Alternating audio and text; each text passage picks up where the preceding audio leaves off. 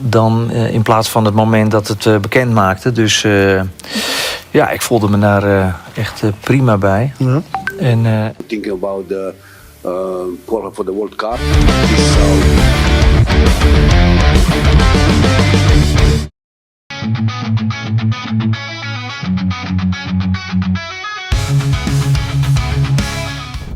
Berbicara soal timnas Indonesia tentu nggak cuma soal tim secara umum, sebab masing-masing elemen punya kisah menarik untuk diulik.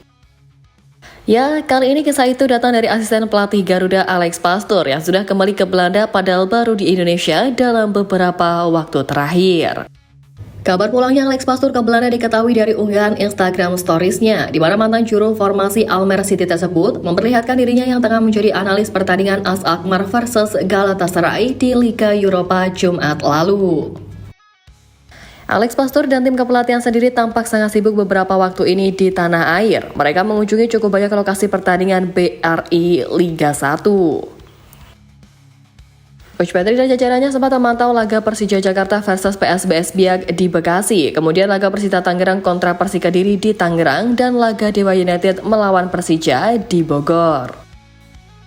Bahkan Alex Pastoor dan Denny Lansat juga sempat terbang langsung ke Ternate, Maluku Utara untuk menyaksikan secara langsung laga antara Malut United melawan Borneo FC Samarinda. Nah, kembali ke Pastoor, peran sebagai pandit bukanlah hal baru baginya di dunia sepak bola. Selama ini ia telah menggeluti profesi tersebut dengan penuh dedikasi. Selain tampil dalam siaran langsung pertandingan, Alex Pastoor juga sering hadir untuk memberikan analisis atau membahas isu terkini dalam dunia sepak bola melalui berbagai podcast yang populer.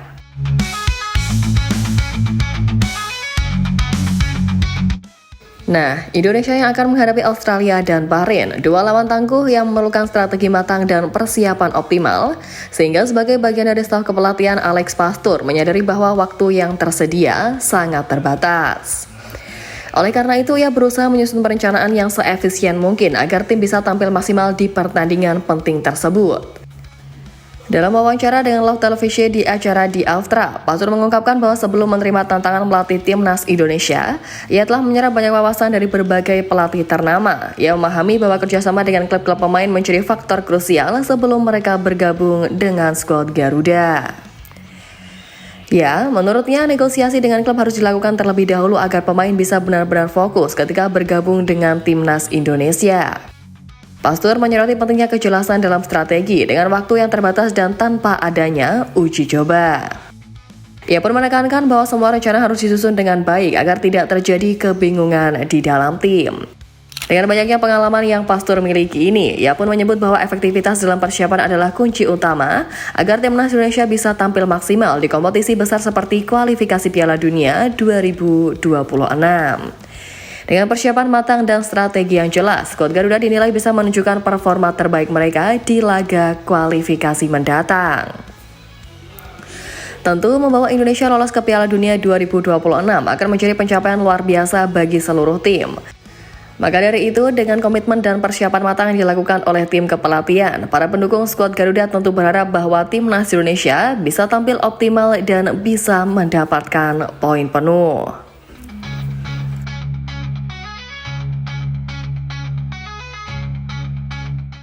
Ya, memiliki jajaran pelatih top Belanda, termasuk Alex Pastoor, tentu mencuri kebahagiaan tersendiri bagi para pemain timnas.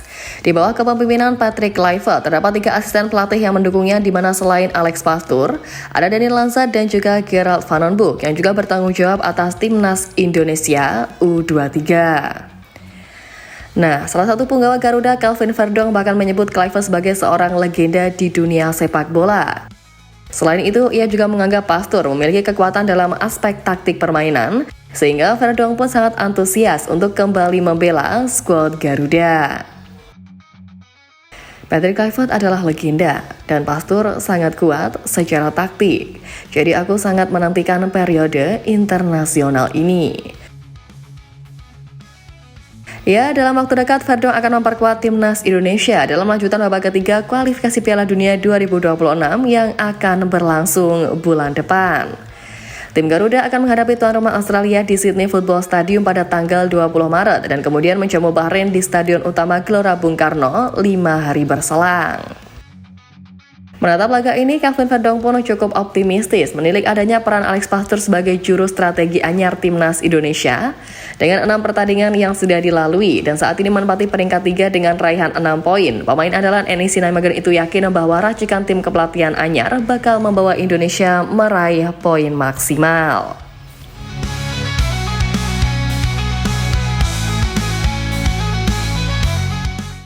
Berkaca dari itu, sang lawan yakni Cina sampai merasa panik jelang bersua Indonesia di bulan Juni nanti. Mereka yang sempat mengalami berbagai pukulan dalam beberapa tahun terakhir sampai melakukan naturalisasi guna menyeimbangkan kekuatan tim. Terbaru ini di jelang musim panas, sepak bola Cina juga mulai melakukan naturalisasi terhadap 2 pemain asing yakni Oscar Jr. dan Serginho. Skuad besutan Branko Ivankovic sangat membutuhkan kedua pemain tersebut dalam 4 laga terakhir grup C putaran ketiga kualifikasi. Sejauh ini Cina telah menelan kekalahan dari Jepang baik di laga kandang maupun tandang. Mereka juga harus tumbang saat menjamu Arab Saudi dan saat bertamu ke markas Australia.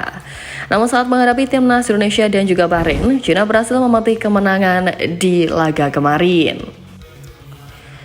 Nah, mengoleksi 6 poin sama seperti 3 tim lain, setelah ini tepatnya di laga bulan Maret, Cina bakal bertandang ke markas Arab Saudi yang di kualifikasi Piala Dunia kali ini terus melempem. Ya, Arab Saudi hanya menang 1 kali dalam 6 pertandingan pertama, lebih sedikit dari timnas Cina yang sudah menang 2 kali. Meski begitu, bagi Cina sendiri, mempertahankan peluang untuk lolos otomatis ke Piala Dunia merupakan kesempatan bagus yang belum pernah didapatkan dalam beberapa tahun terakhir. Melihat situasi saat ini pun, publik Cina berharap timnas mereka mendapat keajaiban kala melawan Arab Saudi dan bertekad meraih poin penuh atas Indonesia serta Bahrain. Indonesia yang dalam beberapa waktu terakhir terus mengalami peningkatan, terlebih dengan datangnya para pemain naturalisasi baru harus diantisipasi oleh timnas Cina. Ya, jika skenario itu tercapai, peluang timnas Cina untuk lolos ke Piala Dunia 2026 diyakini akan semakin terbuka. Jika timnas Cina memiliki peluang untuk meraih poin saat menghadapi Arab Saudi dan Australia, maka mereka mungkin dapat memberikan dampak langsung pada kualifikasi dengan dasar memastikan posisi 4 besar.